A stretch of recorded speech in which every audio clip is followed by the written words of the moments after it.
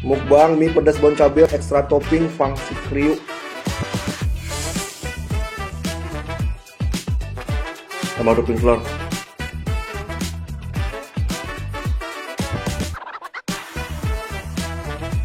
Simpel dan super praktis, bumbunya cuma satu doang guys, dan liquid, jadi lebih gampang aduknya. Ekstra pangsit gorengnya.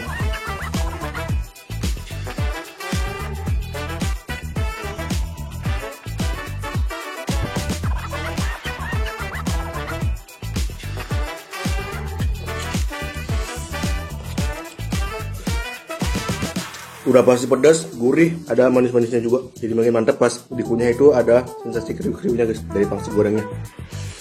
Ini pedas rasa mie goreng.